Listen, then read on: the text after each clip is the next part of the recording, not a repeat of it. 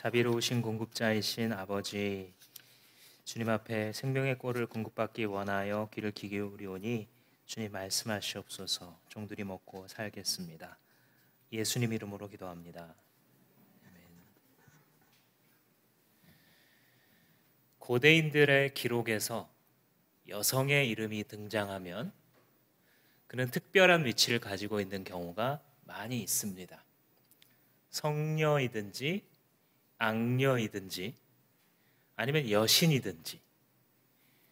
고대 그리스 로마 신화를 보면 이 여신들의 이름이 수십 명의 이름이 등장을 하죠. 아니면 아버지가 왕이라든지 큰 권력을 가진 귀족이라든지 그러면 사랑하는 딸이 하나 있었는데 그 딸의 고민을 풀어주기 위해서 장수들을 보내 뭘 구하게 하고, 이런 이야기 속에 등장하는 여성의 이름입니다. 그렇지만 오늘 본문에 등장하는 이 5명의 여성의 이름은 전혀 그렇지 않은 평범한 사람들입니다. 성경에서도 거의 오늘 본문 외에는 잘 알려지지 않은 슬로부앗이라고 하는 한 남자가 낳은 5명의 딸 말라, 노아, 호글라, 밀가, 디르사라고 하는 평범한 사람들의 이름입니다. 이 사람들의 이름을 왜 기록하셨을까? 소외될 뻔했기 때문입니다. 이 5명의 여인이 소외될 뻔했기 때문에 기록이 되었고, 하나님께서는 기록의 속도를 멈춰 주셔서 일견 별 중요성이 떨어지는 것 같은 이 사람들의 에피소드를 다루고 있습니다. 그것이 왜 그런지에 대해서, 하나님 나라의 전망이 무엇인지 한번 여러분들과 생각해 보도록 하겠습니다. 지금 민수기 본문을 쭉 읽어 오시면서 이제 하반부를 향해, 결말을 향해 가고 있습니다. 그 중에서 땅과 씨, 이 2가지의 주제가 다루어지면서 28장 여기서부터는 다음 세대의 지도자인 여호수아를 세움으로써 이제 가나안 땅에 들어갈 이 세 나라의 씨앗이, 자손들이죠, 어떻게 될지에 대해서 쭉 다룹니다. 그것은 우리 지난 수요일 날 이현하다 목사님이 다루셨기 때문에 그걸 잘 참고해 보시기 바랍니다. 그리고 오늘은 땅에 관한 것을 다루게 되는데, 이 씨와 땅 2가지의 약속은 성경 전체를 관통하는 아주 중요한 핵심 주제죠. 그래서 창세기에서도 아브라함을 부르셔서 너의 자손, 너의 씨를 통하여 천하 만민이 복을 받게 될 것이고, 또 너희들에게 이와 같은 새로운 땅을 주겠다라고 말씀하십니다. 그래서 이 땅이라는 주제는 하나님의 백성들이 살아가는 공간이기도 하고, 때로는 우리의 인생의 모습이기도 하며, 또 하나님 나라의 영원한 유업, 우리가 나중에 들어가게 될 완성된 하나님의 나라인 천국에 대해서도 상징을 하고 있습니다. 그래서 이 인구조사를 하잖아요. 2번째 인구조사를 하면서 그 규모에 맞는 땅을 분배하려고 하는 이런 장면들이 쭉 등장하다가 오늘 본문의 에피소드가 툭 튀어나오는 겁니다. 1절 말씀을 보시면 슬로부앗의 딸들이 나와왔다. 슬로부앗은 누구누구의 므낫세의 고손자죠. 현손이다 이렇게 되어 있는데, 므낫세가 증조 할아버지인 한 남자입니다. 그 딸의 이름은 말라와 노아와 호글라와 밀가와 디르사이다 라고 그들의 이름을 소개해요. 무슨 일을 했는가? 2절에 보시면 회막에 나와서 뭔가를 호소합니다. 회막이라는 것은 하나님을 만나는 장소잖아요. 모일 회자, tent of meeting. 그래서 하나님과 백성들이 만나는 만남의 장소가 바로 회막입니다. 거기에 나와서 뭔가를 호소하는데, 호소하는 내용은 딱 하나입니다. 우리에게도 땅을 달라, 이겁니다. 본문에 보면 유산을 주세요 그러는 당시에 다름 아닌 이제 하나님 나라의 땅에 들어가게 되면 받게 될 땅 분배를 이야기하는 것입니다. 이 요구를 왜 하고 있냐면 이 집안에 아들이 없기 때문에. 당시에는 이 아들 중심으로 계수를 하고 땅을 분배하게 되죠. 성경이 이렇게 하는 이유는 뭐냐면 남존여비 사상 때문에 그런 것이 아닙니다. 우리가 유교적인 문화권 속에서는 그런 것이 있겠지만 성경은 대표성의 원리입니다. 창세기 시작할 때부터 하나님께서 남자와 여자를 하나님의 형상으로 만드셨다라고 하는 데서 볼 수 있는 것처럼 신약 성경에서도 남자나 여자나 종이나 자유인이나 신분과 성별에 상관없이 동등한 존귀한 하나님의 형상이다라는 게 신구약 성경 전체의 메시지이고 사상입니다. 그런데 이제 당시에 많은 사람들과 함께 문화의 옷을 입고 가기 때문에 남성 우선적인 이런 현상들이 그들을 둘러싼 모든 나라들의 그 문화였고, 그러나 이제 성경에서는 그런 문화를 수용하고 있다라기보다는 대표성의 원리, 그러니까 동등한 하나님의 형상으로서 남성과 여성이 있지만 같이 어떤 가정을 꾸리고 사회생활을 해 나갈 때 역할이 분명히 구분된다. 이걸 또 성경은 되게 분명히 합니다. 이런 것이 없이 인본주의적인 역사 속에서 성별의 다이내믹이라는 것이 양쪽 극단을 항상 왔다 갔다 합니다. 그래서 남성이 굉장히 우월하기 때문에 여성은 부속적인 존재로 보여주는 이런 남존여비 사상으로 갔다가, 또 사회가 뭔가 이렇게 바뀌게 되면 남성과 여성 사이에 전혀 구분이 없는 것처럼, 없어야 되는 것처럼, 그것이 선인 것처럼 얘기하는 극단으로 또 왔다 갔다 합니다. 그런데 실상은 가정을 만드신, 남자와 여자를 창조하신 하나님이 어떻게 보시는가가 정답이겠죠. 하나님이 보시는 것은 무엇이냐면 동등하게 존귀하되 역할의 구분이 있다라는 것입니다. 요 정답으로 돌아올 때 가정이 회복돼요. 사회가 회복되거든요. 근데 항상 오해하는 분들이 이것에 대해서 무관심하거나 혹은 성경도 유교적으로 읽으면서 이렇게 이제 이야기를 하게 되죠. 그러나 그렇지 않고 오늘도 대표성의 원리에 따라서 하나님께서 분배하세요. 그 이유는 뭐냐면 땅을 분배하게 되면 한 가정이 거기서 농사를 지어서 그리고 목축을 해서 가족이 다 같이 엄마, 아빠, 아들, 딸들, 할아버지, 할머니가 먹고 사는 거예요. 오늘날 사회는 현금 수입이 굉장히 중요한 이유가 이사도 잦고 직장이나 학교에 따라서 여기저기를 옮기기 때문에 한 땅에 계속 머물러 사는 사회가 아니에요. 그러니까 맞벌이 하는 것도 중요해지고 한 가정의 현금 흐름이라는 것이 아주 중요한 사회이죠. 그러나 여기서는 한 가문에 일정량의 땅이 주어지게 되면 그 땅으로부터 나오는 모든 그 혜택들이 그 가족 전체를 먹여 살리기 때문에 뭐 남자가 뭐 얼마를 번다, 여자가 얼마를 번다, 이게 중요한 사회가 아니죠. 그래서 정착해서 살아갈 땅이 핵심인 겁니다. 그러니까 대표성의 원리에 의해서 뭐 반드시 남자, 여자의 이름을 다 기록할 필요가 없으니까 한 가정을 영적으로 대표하고 있는 남성의 이름으로 땅을 분배했던 이런 당시의 현상입니다. 근데 이제 그렇게 배분하려고 했더니 아들이 없는 이 집안은 지금 문제가 되는 겁니다. 그리고 여기는 나와 있지 않지만 문맥적으로는 어머니도 돌아가신 것 같아요. 이 5딸에. 그 이유는 뭐냐면 만약에 어머니가 살아있으면 유산, 이 땅을 상속받는 다른 방법이 또 있어요. 계대 결혼이라고 하는 레위기 25장에 나오는 대신해서 아들을 친족이 낳아주는 이런 방식이 또 있습니다. 근데 그 방식이 등장하지 않는 것을 보면 아마도 엄마도 돌아가셨기 때문에 더 이상 아들을 생산할 수 없는 집안이구나라는 것을 알 수 있고, 이 5명의 딸도 미혼의 딸입니다. 그러니까 정말 세상에 덩그러니 던져진 상태가 되는 거예요. 이것은 이제 2가지의 문제를 만들어내는데, 하나는 이 미혼의 딸들이 하나님의 나라인 가나안 땅, 새로운 땅에 딱 들어갔을 때에 아들들 이름으로 막 땅이 분배가 되는데 아들이 없으니까 자기들은 삶의 터전이 없는 상황이 되는 겁니다. 또 하나의 문제는 뭐냐면 아들들의 이 이름으로 땅이 분배가 되면서 이 집은 예를 들어서 슬로브앗의 가문이다 하면서 슬로브앗이라는 사람의 이름이 남게 되는데, 우리 아버지의 이름은 그럼 여기서 끊어져야 됩니까? 땅도 받지 못하고 그 이름도 끊어져야 됩니까? 라고 하는 억울함을 호소하고 있는 것입니다. 이런 상속의 문제는 우리나라에서도 여러 번 변천사를 겪었죠. 60년대 이전에는요, 법적으로 여성에게 상속권 자체가 없었습니다. 이게 이제 60년대에 들어가면서 법적으로 이 여성의 교육도 늘어나기 시작하고 사회적인 변동이 일어나게 되면서 상속을 해줘야 되지 않냐요. 여자들도, 그들도 살아가야 되는데, 그래서 이제 당시 사람들의 생각으로는 그래, 그러면은 한 절반 주자.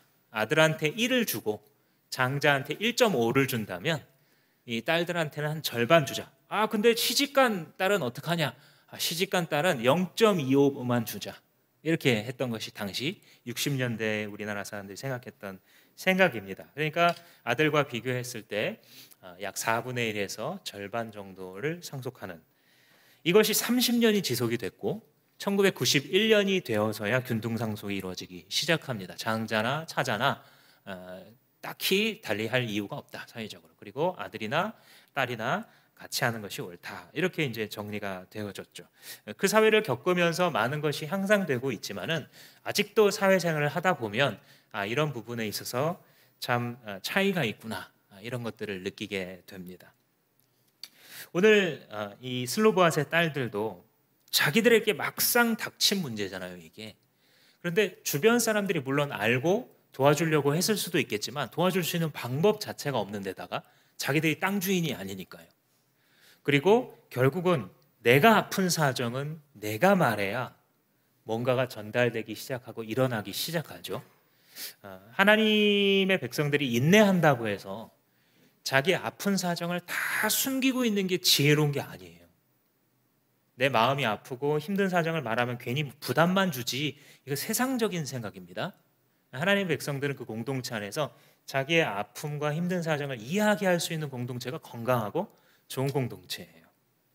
그래서 이 회막 어기에 와서 지금 이야기를 했는데, 이 회막 어기의 2절에 보시면 누가 같이 있냐면 모세와 제사장 엘르아살과 지도자들과 회중이 같이 있어요. 지금 이 장소가 뭐냐면요, 재판 자리입니다. 그래서 땅에 정착하기 전에는 회막 앞에, 그리고 땅에 정착한 다음에는 그 동네의 문 앞, 대문 앞에, 거기가 재판을 하는 장소입니다. 그러니까 이 여인들이 그 지도자들이 쭉 있는 장소에 나와서 자기들의 개인 사정을 우리 이게 힘들다 하고 막 호소하고 있는데 누가 막습니까? 안 막습니까? 아무도 막지 않아요. 그 말은 뭐냐면 이 공동체가 어떤 공동체냐면 비록 아무것도 뭐 유명하거나 뭐 그런 사람이 아니지만 자기의 힘든 사정을 이야기할 수 있는 공동체였다라는 거죠. 그리고 그들이 호소했을 때 그 다음에 지도자들의 반응을 보면 아무도 무시하지 않습니다. 그들이 정말 자기들의 핵심적인 삶의 힘든 사정에 대해서 말할 수 있는 언로가 열려 있는 거죠. 우리가 이전에 우리나라 사회에서 보면 언로가 끊겨 있는 게 신분제의 큰 문제점이었죠. 그래서 아무리 이 평민들이나 혹은 노비들이 힘들어도 위에서 양반이 딱 잘라버리면 그 위로 전달이 안 됩니다.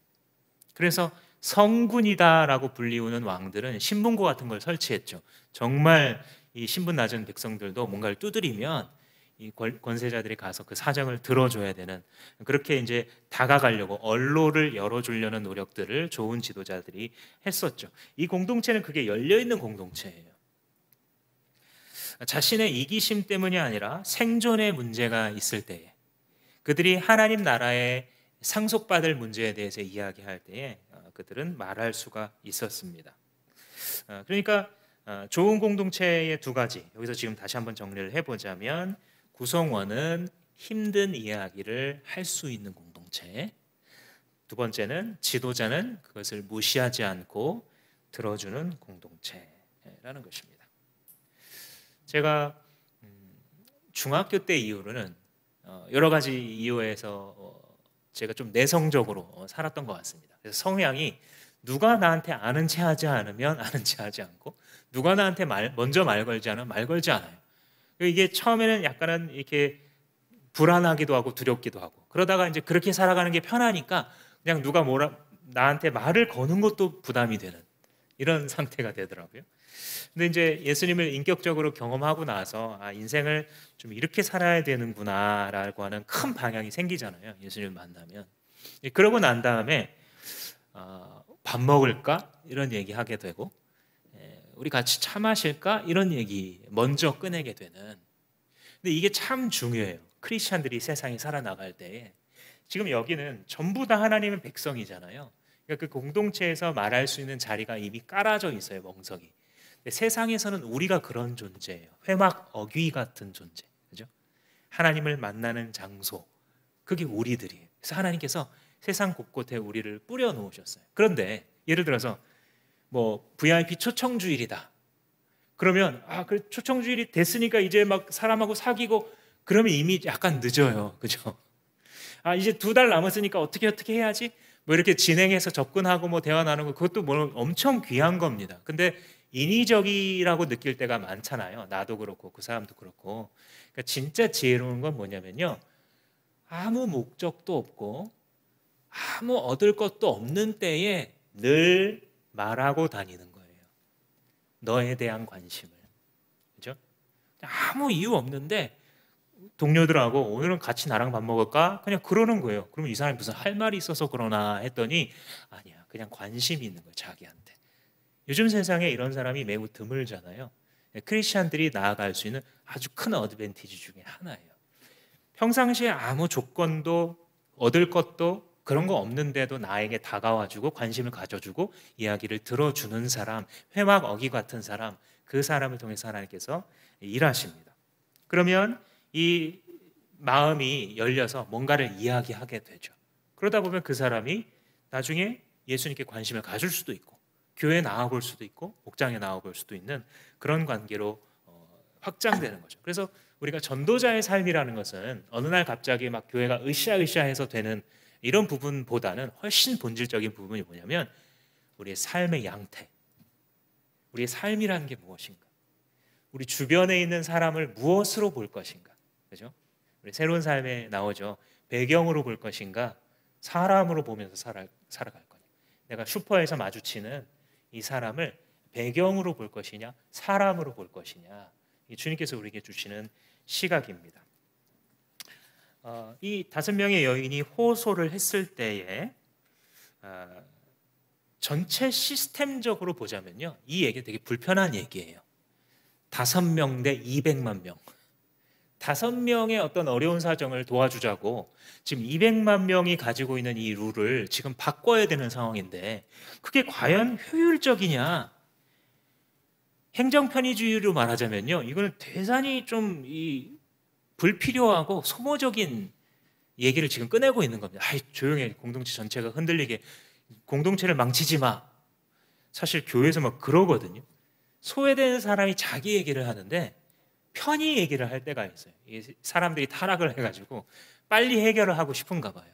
근데 사실 그러면 교회는 힘을 잃어요. 그때부터. 왜냐하면 지금 여기서 보여주는 것처럼 주님의 공동체는요, 한 영혼이 소중한 공동체거든요.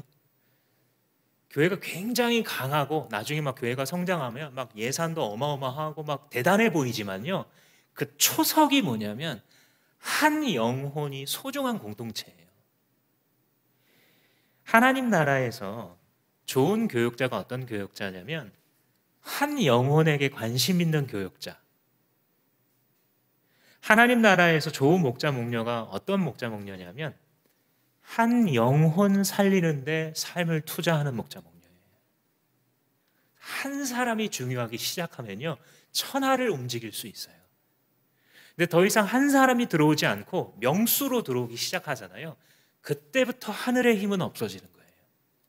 그래서 교회는 더 안정화되고 제도에 따라 시스템이 쫙쫙 돌아가고 누가 와도 좋은 교회다 싶지만은요, 그게 영적 생명력이 점점 사라지기가 쉬워요. 이런 리더들이 사라지면. 예수님께서 자기를 목자로 비유하시면서 나는 선한 목자다. 그런데 양 100마리를 치고 있다가도 한 마리가 어디 저기 방황하고 낭떠러지 근처가 있으면 나는 나머지 다 내려놓고서라도 그 양 구하러 가겠다. 이렇게 비유하셨잖아요. 이게 하나님 나라 공동체의 본질이에요. 그래서 이게 사라지게 되면 교회가 외형적으로는 강해 보이고 대단해 보이는 것 같아도요, 힘이 아무것도 없게 되는 겁니다. 그래서 세상이 교회를 욕할 때, 물론 억울하게 욕할 때가 굉장히 많지만은요, 때로는 크리스찬들이 깨어 있어야 돼요. 깨어 있으면 무슨 소리가 들리냐면요, 요즘에 2022년을 지나가는 이 대한민국 사회에서 주변에서 이 교회들 욕 많이 하실 거예요. 그죠? 동료들도 도대체 니네들은 왜 그러냐고, 그죠? 친척들 만나면 도대체 기독교인데 왜 그러는 거냐고 막 나한테 따지잖아요. 난 잘못 없는데. 그때 어떤 소리가 들리냐면 돌들이 소리 지르는구나. 돌들이 소리 지르는구나. 교회가 얼마나 예수님의 본질에서 멀어져 있으면, 얼마나 스스로 깨닫지 못하고 있으면 한 영혼 구하는 본질로 돌아가도록 돌들로 소리 지르게 하셨구나. 하나님께서 우리에게 말씀하신 것들을 마음 가운데 품는 공동체, 그래서 한 명도 소외되지 않는 방식으로 일을 처리하는 공동체, 그 모습을 지금 여기서 보여주고 있는 겁니다. 물론 이 말은요, 소외된 한 사람 한 사람을 돌아보는 것이 교회적으로 쉬운 일이다 라는 뜻은 아닙니다. 진짜 어렵습니다. 다 챙겨줘도요, 마지막에 그럼 나는, 이런 얘기나 또 상처받았다고 나옵니다. 그리고 얼마나 비효율적인지 몰라요, 일을. 아니, 그렇게 할 때마다 다 우는 애기 달래주듯이 누가 싫다고 하면 그거 다 들어줄 겁니까? 물론 사회 안에서도 그렇잖아요. 사실 뭔가 이렇게 어려운 사정을 돌아보려 그러면 여기서 나 도와달라, 저기서 나 도와달라, 그러면 먼저 목소리 크게 내는 우는 놈들 다 먼저 달래주고 그러면 국가 재정은 어떻게 되냐, 이런 걸로 논란하기도 하고 그렇잖아요. 교회도 하나의 사회로 본다면 그렇거든요. 그런데 지금 여기서 이 5명의 딸들이 제기하는 문제는요, 물론 비효율적이고 어렵지만요, 그들의 삶의 핵심이잖아요. 사실 전체로 보자면 정말 작은 문제가 맞아요. 그래서 전체가 여기에 뭔가를 규칙을 바꾸어 간다는 것이 아주 비효율적이지만, 이 한 영혼을 바라볼 때 그 문제는 작은 문제를 가지고 지금 징징거리고 있는 것이 아니라 그들의 삶의 존립에 관련된 얘기를 하고 있는 거예요, 지금. 그러면 이것은 지금 더 이상 효율과 관련 없는 얘기가 되는 겁니다. 생명에 관한 얘기가 되는 겁니다. 교회 본질에 관한 얘기가 되는 겁니다. 여기에 대해서 모세의 반응이 무엇이었냐? 5절. 모세가 그들의 사정을 주님께 아뢰었다. 짧은 이 한 문장이 모세오경에서 계속 반복됩니다. 왜일까요? 모세가 역량이 없어서, 모세는 여기까지 왔을 때 이미 산전수전 다 겪었어요. 문자적으로, 그죠? 물 앞에서도 있어봤고 산 앞에서도 있어봤고 자기를 배신하는 사람들, 불평하는, 전부 겪어본 지도자라서요. 지금 이 시점에서 모세가 만약에 카리스마 있게 딱 밀어붙이면요, 나는 하나님만 보고 간다 이러면서 막 다 밀어붙이면요, 뭐라 그럴 사람 없어요. 지금 이 상황에서는 행정력과 카리스마로 결정해도 뭐라 하지 않는데, 여기서 자기가 결정하지 않고 하나님께 먼저 기도하고 있는 이유가 무엇이냐면요, 이것은 내 권한 받기다라고 생각한 것 같아요. 묵상을 해보면 성경은. 왜냐하면 지금 결정하려고 하는 유산이 뭐냐면 땅에 관련된 거거든요. 근데 모세와 이스라엘을 둘러싼 당시의 BC 2000년기의 문화권은요, 이 왕이 결정할 수 있어요. 땅이고 뭐고.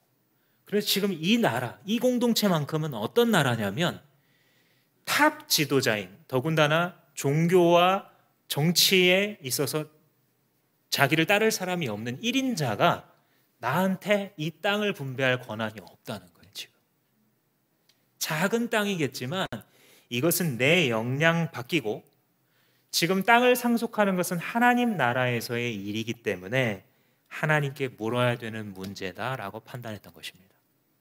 이게 하나님 나라예요.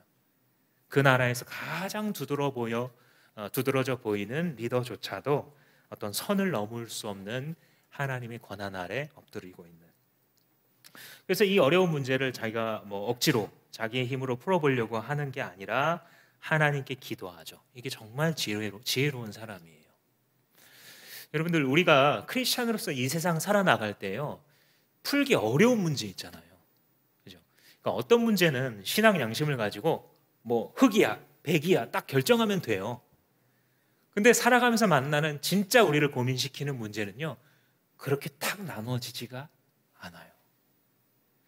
과연 무엇이 선이지? 이 직장의 이런 지금 환경 속에서 뭐가 옳은 거지? 너무 많아요. 가정에 뭔가 막 벌어지고 있는데 지금 누구 편을 들 수도 없고 어떻게 해야 되는 거지?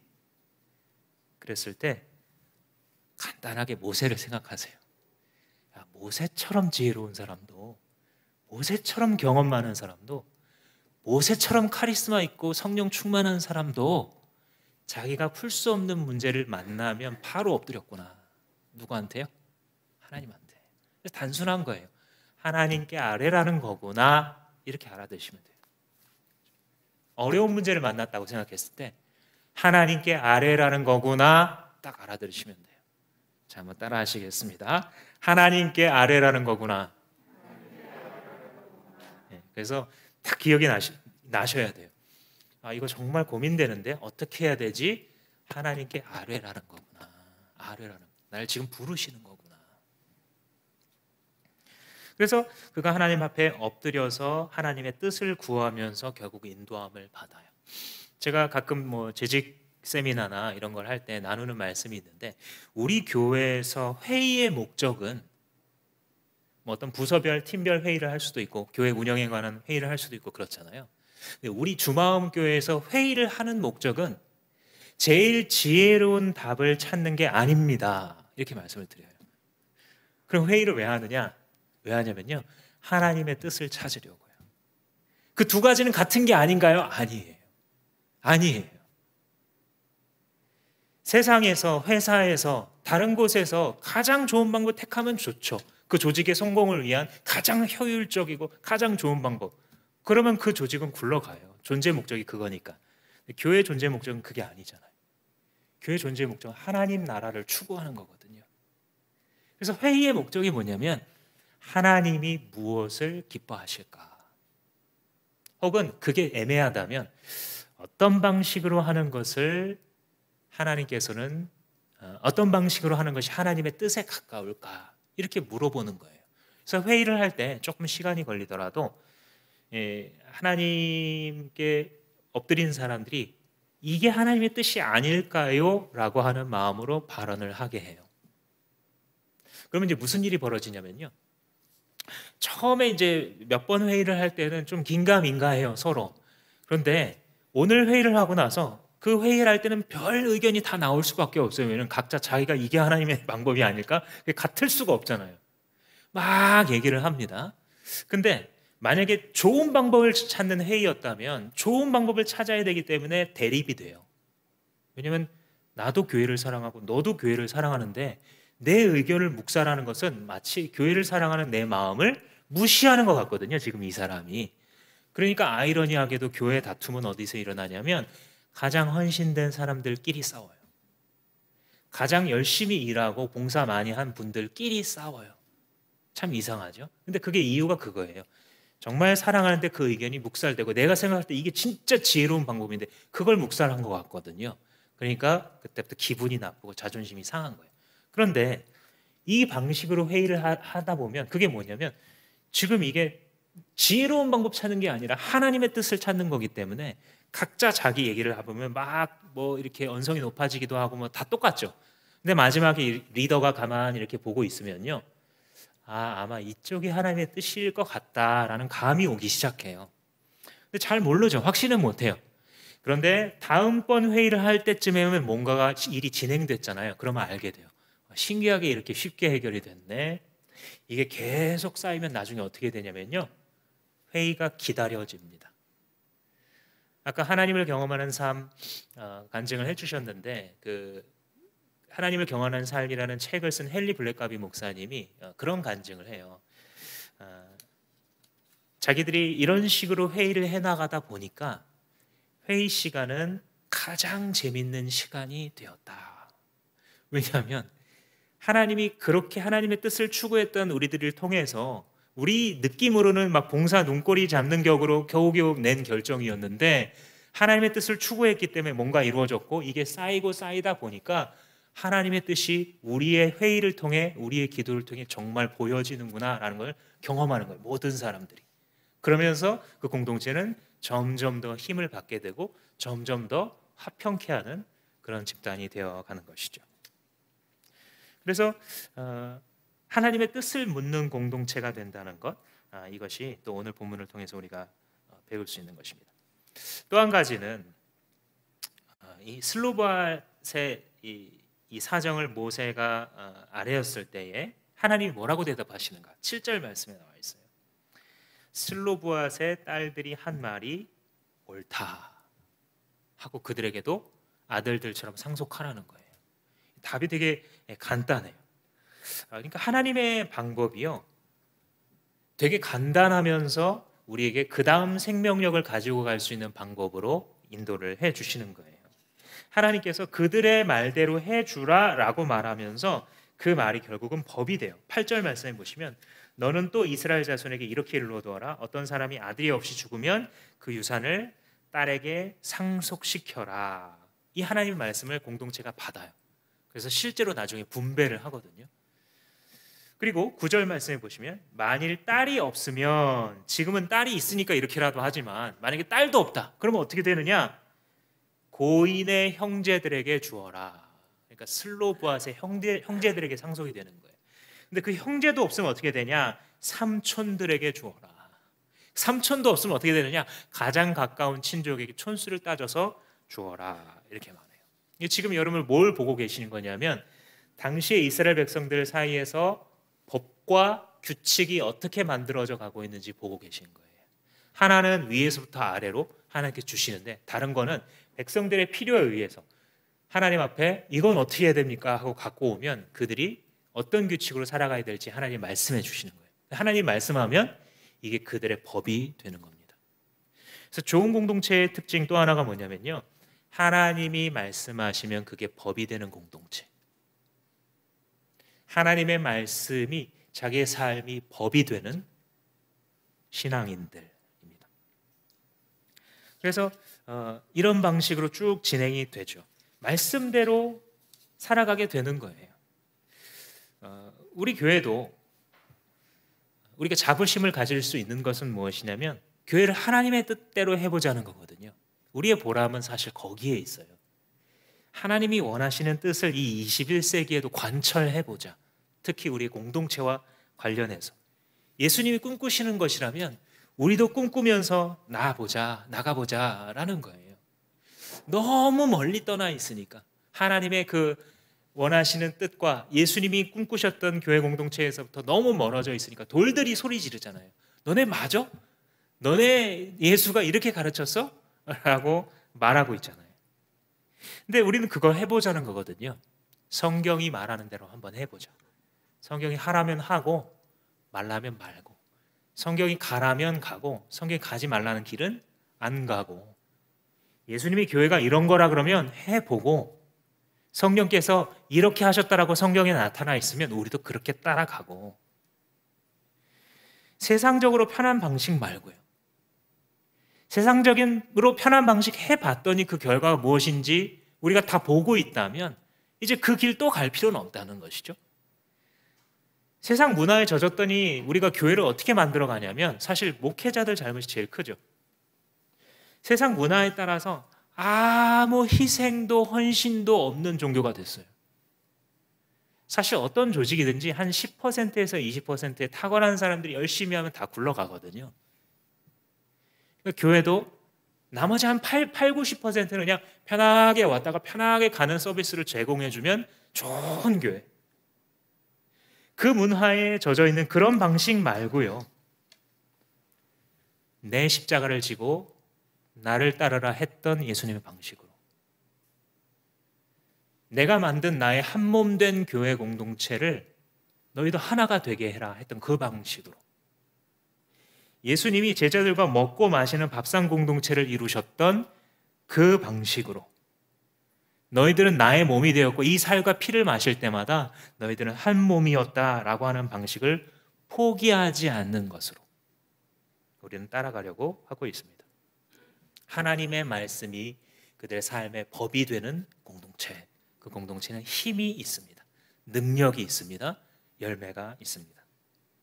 특히 지금 우리가 보고 있는 이 민수기 27장에서는 어떤 걸 법으로 만드셨냐면, 소외될 상황 가운데 놓인 하나님 백성이 소외되지 않도록 책임져라, 이거예요. 그렇죠? 이 표면에 있는 법은 땅의 상속의 법이지만 그 표면 안으로 돌아와 있는 정신이 뭐냐면, 소외될 만한 상황 가운데 놓인 공동체의 지체가 소외되지 않게 하라. 이걸 법으로 만드시는 거예요. 우리 지난 몇 달간 몇 가지 이 사역들에 대해서 교회에서 들으셨습니다. 선한 울타리 사역은 이 보육원에서 자란 아이들이 이제 성인이 되면서 보육원 그 보호 종료가 되고 있을 때에 그들이 그냥 사회에 나가도록 내버려뒀더니 자립하기도 어렵고 어둠의 길로 빠지고, 특히 이 여자아이들에게 정말 생각하기 안 좋은 이런 문제들이 많이 발생하는, 그럼 무엇을 해야 되느냐, 교회가 어떻게 도울 수 있느냐, 그것을 하나님 부르심을 따라서 시작했던 그 사역이죠. 또 디아스포라 미니스트리를 우리는 함께 돕고 협력하려고 하는데, 이 땅에 들어와 있는 이 외국인들 보니까 우리가 외국 땅에 나가서 살아볼 때 그 겪는 서름들을 한 번이라도 직간접적으로 들어본 분들은, 겪어본 분들은 알죠. 이 땅에 와 있는 외국인들이 얼마나 마음이 가난할지, 그리고 우리는 더군다나 이분들에게 복음이 들어가게 되면 어떤 일이 일어날지에 대해서 믿고 있는 분들이니까 이 사역이 참 중요하다라고 생각합니다. 결국은 이게 뭐냐면, 소외되기 쉬운 상황 가운데 있는 한 영혼에게 주님의 마음으로 나아가는 그런 사역들인 것이죠. 그런데 하나님께서는 왜 그러면 소외된 자들에 대해서 이렇게 관심이 많으실까? 그죠? 왜 이렇게 그들을 보호해 주시고 방어하시며 그들을 돌아보아 주시는 분이 될까? 여기서 이제 여러분들과 한 가지 개념을 좀 나눠야 되는데, 그것은 체류자라는 개념입니다. 체류자. 가장 가까운 번역을 제가 찾아봤는데 이거예요. 영어에는 딱 맞는 단어가 하나 있는데 sojourner라는 단어입니다. sojourner가 뭐냐면요, 타국 땅에 가서 그곳에 살고 있는데 임시로 살고 있는 사람이에요. 그래서 언젠가는 자기의 고향으로 돌아가거나 혹은 뭐 금방 돌아갈 수도 있어요. 그런데 금방 돌아갈지 언제 돌아갈지 잘 몰라요. 그래서 그 땅에 거류하면서 체류하면서 약간의 어려움을 당하고 있는 사람들, 이게 소저너라는 단어입니다. 그래서 이런 단체도 있어요. 그런 사람들을 섬기는 단체도 있는데, 소저너라는 이 단어, 그러니까 이 체류자로서 살아가고 있는 사람들에 대한 관심이에요. 모세가 아까 분배할 때에 자기의 권한 바깥의 일이다라고 생각한 이유가 있어요. 모세 오경을 읽어보면 하나님께서 땅은 영구히 사고 팔지는 못한다라고 말하면서 이는 땅은 내 것임이니라 라고 이유를 말씀해 주세요. 그러니까 전부 이 세상의 모든 땅의 주인은 하나님이라는 거예요, 사실.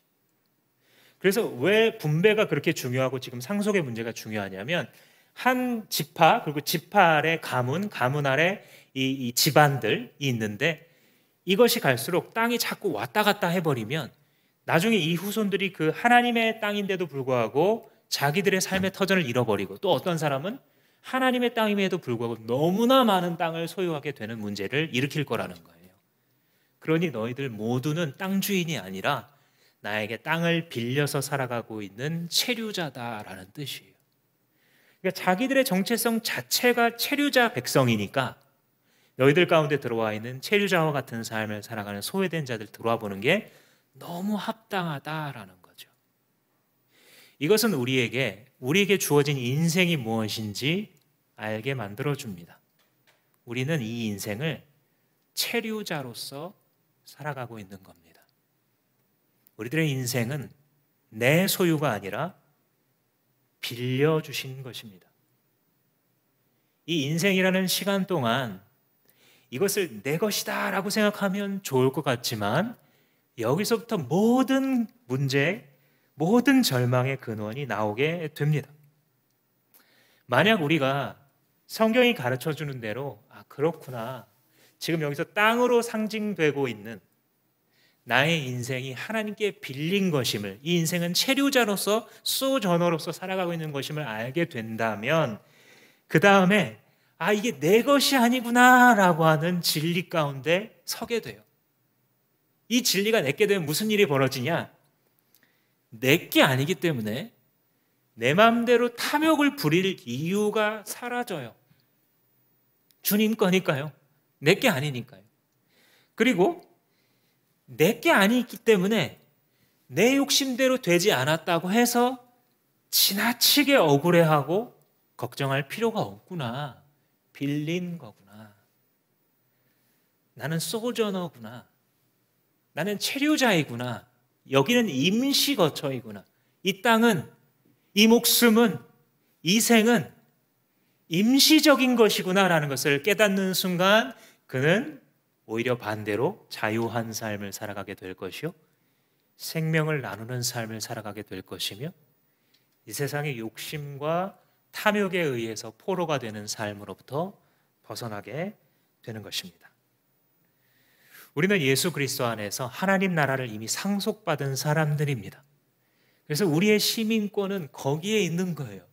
여기는 체류자로서 살아갈 뿐입니다. 물론 불법 체류자는 아닐 것입니다. 그러나 임시 체류자가 맞습니다. 여러분들의 가슴 속에 예수가 있다면 여러분들은 체류자고, 여러분들이 만약에 이 땅의 시민이라면 여러분들은 예수 바깥에 있는 것입니다. 내가 구원받았다면 내게 천국이 있고 이것은 나의 빌린 인생이고, 여러분들이 이 인생을 내 거라고 생각하신다면 여러분들에게는 아직 하나님의 나라가 상속되지 않았습니다. 여러분들의 신분은 무엇입니까? 여러분들의 심령은 여러분들이 어디에 속한 사람이라고 이야기하십니까? 하나님의 말씀은 지금 어떤 법으로 나에게 다가옵니까? 사랑하는 성도 여러분, 이 세상을 체류자로서 살아가십시오. 그리고 우리 주마음교회 공동체가 결단코 잊지 말아야 할 본질이 한 영혼을 중시하는 것임을 우리 다 같이 기억합시다. 하나님, 한 사람이 중요한 공동체가 되는 이 본질이 이루어지지 않게 하소서. 주님, 내가 세상 살할 때에 사람들에게 먼저 손 내밀 줄 아는 멋있는 신앙이 되게 하소서. 주님, 우리가 어려운 일을 당할 때마다 하나님 앞에 엎드려 아뢰는, 하나님 뜻을 묻는 공동체가 되게 하소서. 하나님, 우리가 하나님의 뜻을 묻고 하나님께서 말씀을 통하여 우리에게 가르쳐 주셨을 때에 그것이 곧 법이 되는 우리의 삶, 우리의 공동체가 되게 하소서. 오직 말씀대로, 말씀이 하라고 하면 하고, 말씀이 하지 말라 그러면 내가 아무리 좋아했어도, 아무리 정들었어도 하지 않는 그런 공동체가 되게 하여 주시옵소서 고백하는 우리가 되기를 주님의 이름으로 축복합니다. 이 시간 한번 기도하시겠습니다. 하나님께서 내게 주신 말씀 가운데에 어떤 것이 다가왔는지 생각해 보시고 한 가지를 좀 적용해 보셨으면 좋겠습니다. 나에게 지금 소외된 한 사람을 생각나게 하신다면 그 사람의 이름을 놓고 기도하시고, 내가 속해 있는 이 목장에서 또 교회에서 한 영혼을 중시해야 되겠구나. 또 어떤 분들은 내가 하나님의 뜻을 묻지 않고 내 역량으로 해결할 수 없는 것을 가지고서 다른 데서 답을 너무 많이 찾았구나. 주님께 다시 엎드려야겠구나. 내가 내 인생을 내 주인인 것처럼 생각해서 내가 그렇게 힘들었던 거구나 라고 생각되시는 분들은 또 주님 앞에 말씀드리시면서 한 가지를 결단할 수 있었으면 좋겠습니다. 같이 기도하시겠습니다.